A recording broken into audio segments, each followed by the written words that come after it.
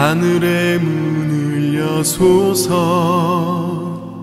이곳을 주목하소서 주를 향한 노래가 꺼지지 않으니 하늘을 열고 보소서 이곳에 임재하소서 주님을 기다립니다 기도의 향기가 하늘에 닿으니 주여 임재하여 주소서 이곳에 오셔서 이곳에 앉으소서 이곳에서 드리는 예배를 받으소서 주님의 이름이 주님의 이름만이 오직 주의 이름만 이곳에 있습니다.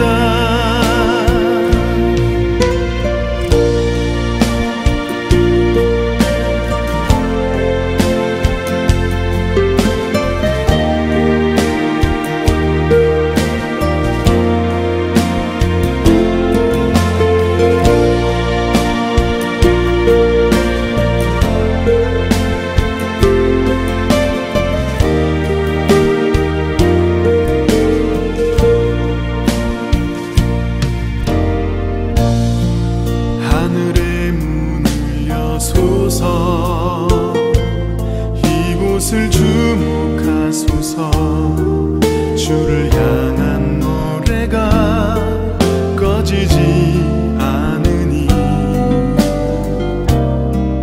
하늘을 열고 보소서 이곳에 임재하소서 주님을 기다립니다 기도의 향기가 하늘에 닿으니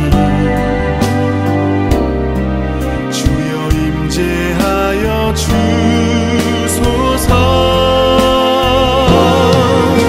이곳에 오셔서 이곳에 앉으소서 이곳에서 드리는 예배를 받으소서 주님의 이름이 주님의 이름만이 오직 주의 이름만 이곳에 있습니다.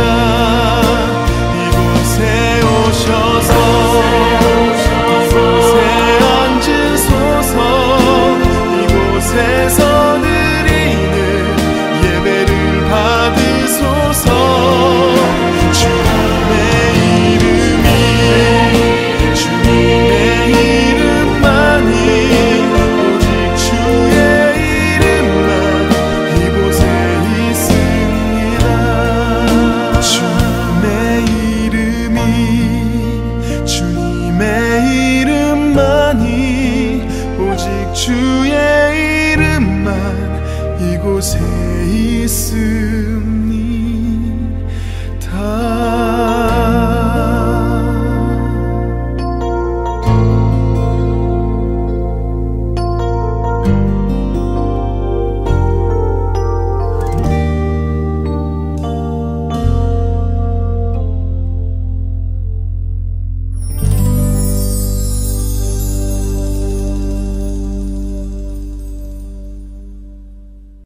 (9월 9일) 수요 기도회를 하나님께 드리겠습니다. 찬송가 190장 부르시겠습니다.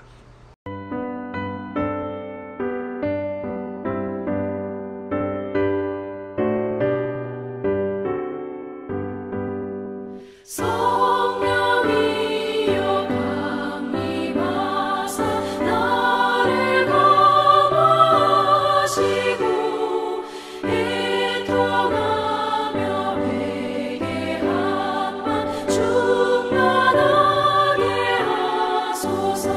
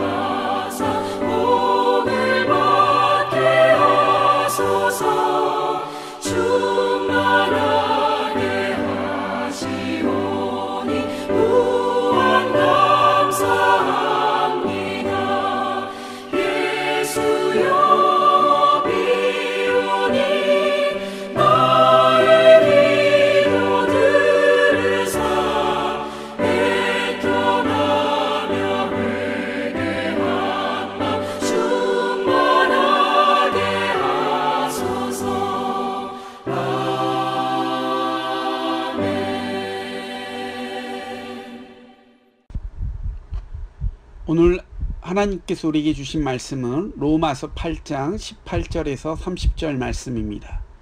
로마서 8장 18절에서 30절 말씀입니다. 신약성경 250페이지에 있습니다. 우리 함께 하나님의 말씀을 읽겠습니다. 생각하건대 현재의 고난은 장차 우리에게 나타날 영광과 비교할 수 없도다.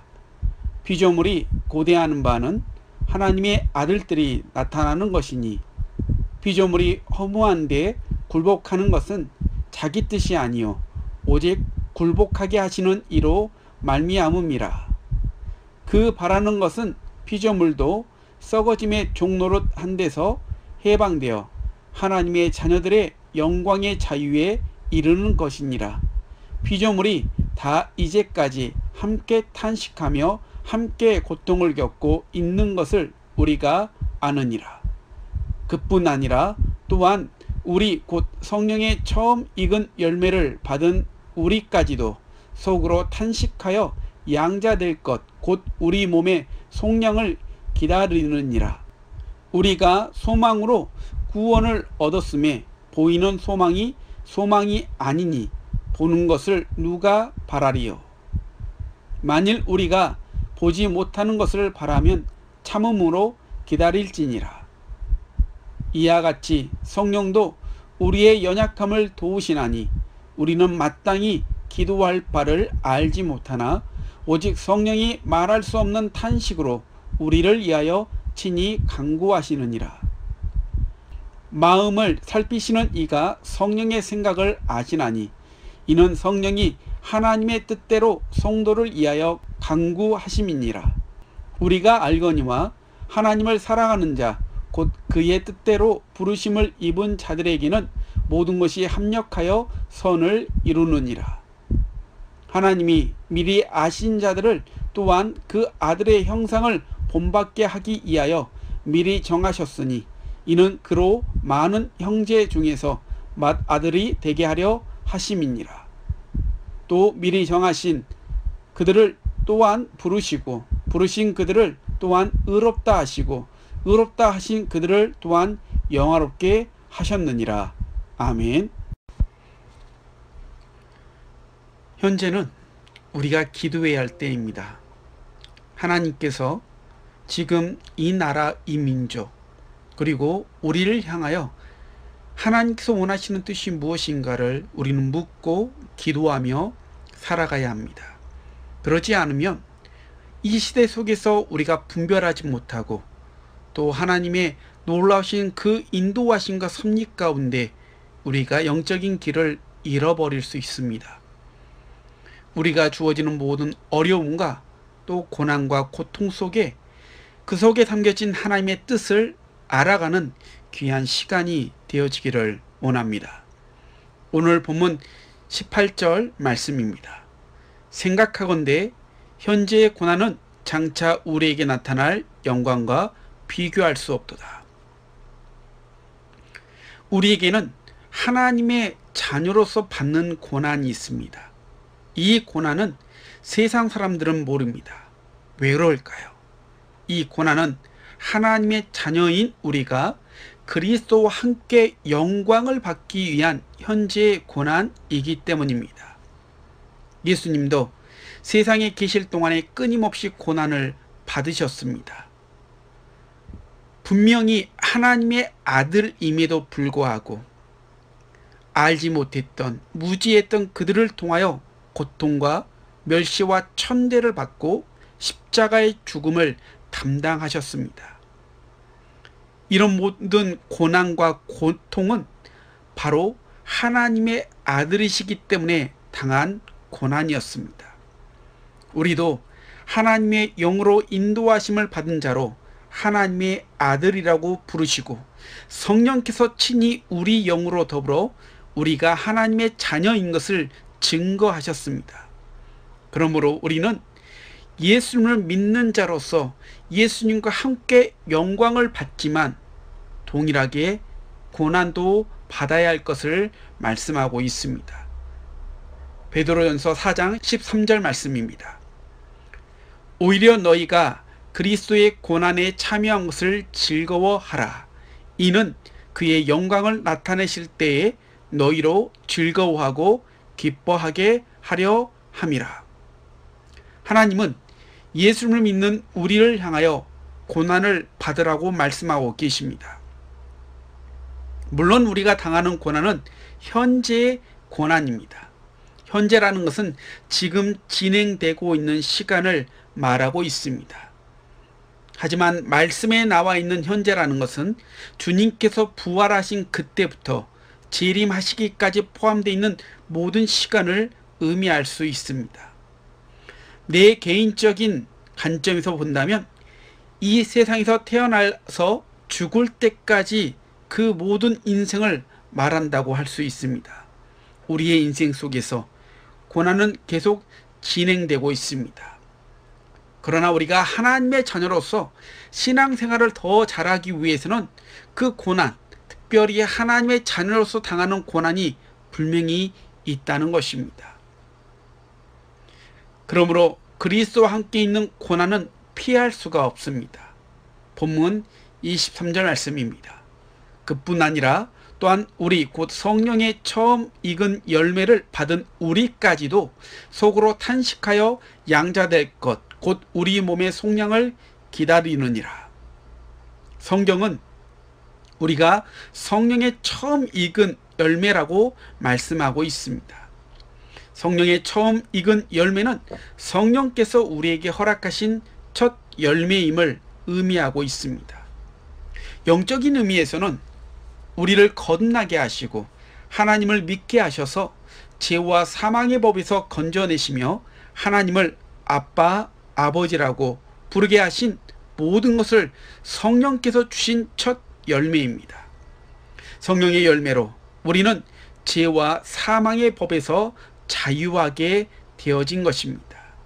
또한 우리는 속으로 탄식하여 양자될 것, 곧 우리 몸의 구속을 기다린다고 하셨습니다. 우리가 탄식한다는 것은 무엇일까요? 일반적으로 사람이 걱정이나 근심과 슬픔으로 말미암아 깊은 한숨을 내쉴 때 탄식한다라고 말합니다. 그러나 우리의 탄식은 다릅니다. 마치 산모가 새 생명을 품에 안을 수 있다는 희망에서 내는 모습과 마찬가지입니다. 고린도후서 5장 2절 말씀입니다. 참으로 우리가 여기 있어 탄식하며 하늘로부터 오는 우리 초소로 덧입기를 간절히 사모하노라. 우리의 몸, 우리의 육체가 죄와 사망으로 인하여 썩어져 흙으로 돌아가게 되어집니다. 그렇지만 주님이 오시면 우리의 죽을 몸이 영화롭게 변화된 몸으로 입을 영생을 우리는 꿈꾸고 소망하게 되어지는 것입니다. 그러므로 우리의 탄식은 일종의 기다림의 탄식이고 사모하는 마음의 탄식이라는 것입니다. 22절 말씀입니다. 피조물이 다 이제까지 함께 탄식하며 함께 고통을 겪고 있는 것을 우리가 아느니라. 피조물이라는 것은요, 하나님이 창조하신 모든 우주 만물을 말하고 있습니다. 그런데 피조물이 탄식하는 큰 이유가 19절 말씀에 나타나 있습니다. 피조물이 고대하는 바는 하나님의 아들들이 나타나는 것이니, 바로 하나님의 자녀들이 예수 그리스도와 함께 영광스러운 몸을 입고 이 세상에 나타나는 날을 피조물들은 기다리고 사모하고 있는 것입니다. 그렇다면 피조물들이 왜 이 날을 고대하고 있을까요? 이것은 말씀과 같이 모든 피조물이, 모든 우주 만물이 썩어짐의 종노릇한 데서 해방이 되어서 하나님의 자녀의 영광의 자유에 이르게 되기 때문입니다. 다시 말하면 예수님께서 다시 재림하심을 통하여 우리가 영화롭게 변화되어진 것도 우리에게 주신 은혜이지만 우리만, 인간만 변화되는 것을 말하지 않는다는 것입니다. 그때는 온 우주 만물이 새롭게 변화되어질 것을 성경은 말씀하고 있습니다. 그래서 피조물들이 기다린다는 거예요. 탄식하며 그때를 기다리고 있습니다. 그러므로 우리에게도 이런 기다림의 믿음, 기다림의 소망이 있어야 됩니다. 우리가 지금을 살아가면서 특별히 코로나 이 시대를 통하여 너무나 많은 어렵고 경험하지 못했던 힘든 상황 가운데 놓여 있습니다. 우리 모든 삶의 전반 가운데 있어요. 우리가 스스로도 이런 문제 가운데 해결되기를 간절히 사모하지만 우리와 연관된 모든 것들이 이 어려움 속에서 해방되어지기를 사모하는 것과 마찬가지입니다. 그러므로 우리는 하나님께 온전히 의지하며 나가는 믿음을 가져야 됩니다. 24절과 25절 말씀입니다. 우리가 소망으로 구원을 얻었음에 보이는 소망이 소망이 아니니 보는 것을 누가 바라리요? 만일 우리가 보지 못하는 것을 바라면 참음으로 기다릴지니라. 우리는 모두 소망으로 구원을 얻었습니다. 죄로 인하여서 썩어져 죽을 수밖에 없는 우리를 사랑하셔서 주님이 오실 때 새 몸을 입고 부활할 것입니다. 우리는 이날을 바라며 참음으로 기다려야 합니다. 이것이 하나님의 자녀가 날마다 취해야 할 태도입니다. 우리가 이 영광, 이 놀라운 영광을 바라보고 기다릴 수 있는 믿음과 소망이 있다면 우리가 지금 처한 고난이 아무리 힘들고 어려워도 하나님의 자녀로서 당하는 어려움은 능히 감당할 수 있다는 것이죠. 비교할 수 없을 만큼 우리가 넉넉히 이길 수 있는 힘이 여기에 있다는 것입니다. 26절 말씀입니다. 이와 같이 성령도 우리의 연약함을 도우시나니 우리는 마땅히 기도할 바를 알지 못하나 오직 성령이 말할 수 없는 탄식으로 우리를 위하여 친히 간구하시느니라. 우리는 연약합니다. 이 모든 사실을 알고 있어도 현실적으로 어려움 가운데 놓여 있습니다. 우리가 장차 올 영광이 너무나 크고 지금 현재의 고난과 비교할 수 없다는 것을 알고 있음에도 불구하고 때로는 현실적인 고난이 너무 크게 느껴진다는 사실입니다. 그래서 실망하고 좌절할 수 있습니다. 하나님은 우리의 연약함을 너무나 잘 알고 계십니다. 이런 연약함 가운데 우리의 영혼이 항상 마음을 놓을 수 없는 약함을 가지고 있음을 알고 계십니다. 이 연약함, 죄인으로서의 연약함, 여전히 불완전한 존재로서의 연약함이 우리에게 있습니다. 그래서 우리 스스로는 아무리 노력한다 할지라도 하나님께서 도와주시지 않다면 쓰러지고 넘어질 수밖에 없는 존재라는 것입니다. 그래서 하나님은 우리의 연약함을 도와주시기를 원하시고 계십니다. 이를 위해서 보혜사 성령님을 우리에게 보내주셨죠. 성령님을 다른 말로 보혜사라고 부르는 이유는 도우시는 분이라는 뜻이 있기 때문입니다. 돕는다는 것은 함께 담당한다 라는 의미도 있습니다. 성령님께서는 우리의 연약함을 함께 동등하게 담당하고 계시는 것입니다. 우리의 연약함을 너무나 잘 알고 있기 때문에 비록 우리가 성령님을 모시고 살아간다 할지라도 쓰러지고 넘어지는 우리를 붙잡아 주십니다. 우리가 그의 도우심을 따르려고 할 때 도와주십니다. 성령님은 우리의 연약함을 도와주시고 우리의 연약함 때문에 우리와 동행하여 주신다는 사실입니다. 영적으로 약해지고 기도하는 힘을 잃어버릴 수 있기 때문에 때로는 말할 수 없는 탄식을 통하여 우리를 위해 기도해 주시는 모습을 갖게 되어집니다. 27절 말씀입니다. 마음을 살피시는 이가 성령의 생각을 아시나니 이는 성령이 하나님의 뜻대로 성도를 위하여 간구하심이라. 성령님은 하나님의 뜻대로 우리를 위하여 간구하심으로 도우시는 분이십니다.